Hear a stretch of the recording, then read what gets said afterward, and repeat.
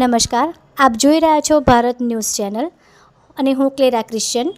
અમદાવાદ શહેરના મેઘાણીનગર આઈજીપી કમ્પાઉન્ડમાં 171 Air India Boeing plane crash થતાં અફરાતફરીનો માહોલ સર્જાયો છે. જેમાં આ પ્લેન અમદાવાદથી લંડન જઈ રહ્યું હતું, જે બપોરે 1:38 કલાકે ટેક ઓફ થયું હતું અને 1:40 કલાકે ક્રેશ થઈને ઇન્સ્ટન્ટ ડૉક્ટરની હોસ્ટેલના બિલ્ડિંગ સાથે અથડાયું હતું. આ પેસેન્જર પ્લેનમાં ગુજરાતના પૂર્વ મુખ્યમંત્રી વિજયભાઈ રૂપાણી સહિત 242 લોકો સવાર હતા. આ 242 પેસેન્જર્સમાંથી 14 બાળક સહિત 128 મેલ અને 114 ફિમેલનો સમાવેશ થાય છે, જેમના મૃતદેહોને બહાર કાઢી સિવિલ હોસ્પિટલ ખસેડવામાં આવ્યા હતા. જેના પગલે અમદાવાદ સિવિલ હોસ્પિટલ ખાતે પણ અફરાતફરીનો માહોલ સર્જાયો હતો. આ મોટી દુર્ઘટનાના કારણે અમદાવાદ એરપોર્ટ અનિશ્ચિત કાળ સુધી બંધ કરવામાં આવ્યું છે અને તમામ ફ્લાઇટ્સ આગામી નિર્દેશ ન આવે ત્યાં સુધી સ્થગિત કરવામાં આવી છે. વડાપ્રધાન નરેન્દ્ર મોદીએ રાજ્યના મુખ્યમંત્રી ભૂપેન્દ્રભાઈ પટેલ અને કેન્દ્રીય નાગરિક ઉડ્ડયન મંત્રી સાથે આ દુર્ઘટના મામલે વાતચીત કરી છે અને કેન્દ્રના નાગરિક ઉડ્ડયન મંત્રી અમદાવાદ આવવા રવાના થયા છે. સાથે જ પીએમ મોદી અને કેન્દ્રીય ગૃહમંત્રી અમિત શાહે સમગ્ર દુર્ઘટના અંગે દુઃખ વ્યક્ત કર્યું છે.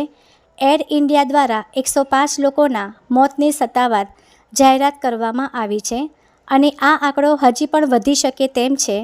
રાજ્ય સરકારે અમદાવાદ પ્લેન ક્રેશ દુર્ઘટના સંદર્ભમાં સ્ટેટ ઇમરજન્સી ઓપરેશન સેન્ટરમાં કંટ્રોલ રૂમ કાર્યરત કર્યા છે, જ્યારે ઘટના સ્થળ પર રાજ્યના ડીજીપી, અમદાવાદ શહેર પોલીસ કમિશનર સહિતના અધિકારીઓ અને ફોરેન્સિક્સ એક્સપર્ટની ટીમ પહોંચી ગઈ છે અને તપાસ કરી રહી છે. Report Clara Christian, bureau chief. Ahmedabad શહેરના મેઘાણીનગર આઈજીપી કમ્પાઉન્ડમાં થયેલ પ્લેન ક્રેશની દુઃખદ ઘટનામાં પૂર્વ મુખ્યમંત્રી વિજયભાઈ રૂપાણીને સિવિલ હોસ્પિટલમાં ખસેડવામાં આવ્યા હતા.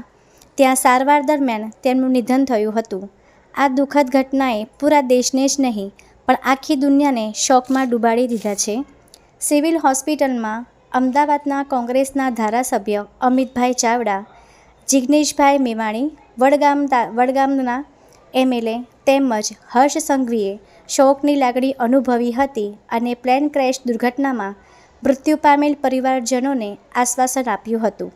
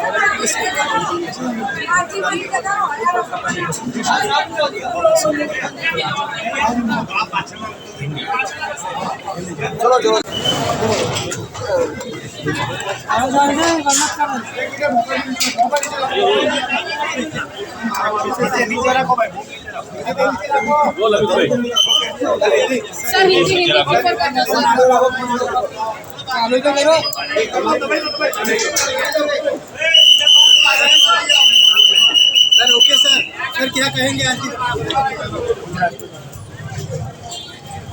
જે રીતે ખૂબ દુઃખદ, ભયજનક અને આઘાતજનક ઘટના બની છે.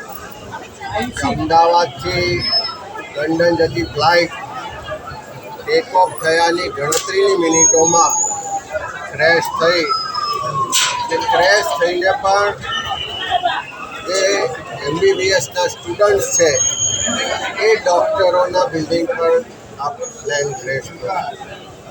બંને તરફ જાનહાનિ થઈ, ખૂબ મોટા પ્રમાણમાં જાનહાનિ. જે વિમાનમાં સવાર હતા યાત્રિકો, એમની જાનહાનિના ખબર છે. સાથે સાથે હમણાં જ હોસ્પિટલમાં મુલાકાત લઈને અનેક ઘાયલ વિદ્યાર્થીઓ સાથે પણ વાત થઈ. એમના કહેવા મુજબ એમના સાથીઓ બધા જ જે જમવાના સમયે મેસમાં સાથે ભોજન લઈ રહ્યા હતા એ વિદ્યાર્થીઓમાંથી પણ કેટલાક લોકોના જાન ગયા છે, અનેક લોકો ઘાયલ થયા. આપણા સૌના માટે ખૂબ આ દુઃખદ ઘટના છે. સરકાર તરફથી જે પણ કામગીરી થઈ રહી છે, રાહત, એની તપાસ, તમામ પ્રક્રિયામાં અમે સૌ સાથે છીએ. સરકારને પણ વિનંતી કરીએ છીએ કે આખા ગુજરાતમાંથી અલગ અલગ પ્રદેશ વિસ્તારોમાંથી પરિવારજનોના ફોન આવે છે. એમના સ્વજનો જે આ વિમાનમાં યાત્રા કરી રહ્યા હતા એની માહિતી મેળવવા માટેનો પ્રયત્ન કરે છે. એ પણ વ્યવસ્થા ગોઠવે. સારી સારવારની પ્રક્રિયા શરૂ થઈ છે અમારા તરફથી. ત્યાં પણ જે પણ સહયોગ હશે તમામ કોંગ્રેસની ટીમ સૌની સાથે છે. આ દુઃખદ ઘટનામાં જે પણ યાત્રીઓએ, જે પણ વિદ્યાર્થીઓએ જીવ ગુમાવ્યા છે તમામને શ્રદ્ધાંજલિ પાઠવીએ છીએ. જે પણ સારવાર લઈ રહ્યા છે તમામ વચ્ચે સાજા થાય એવી પ્રાર્થના કરીએ.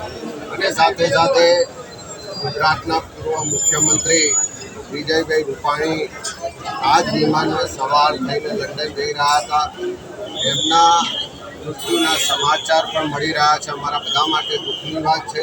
ખૂબ લાંબો સમય એમની સાથે વિધાનસભામાં જાહેર જીવનમાં કામ કર્યું છે.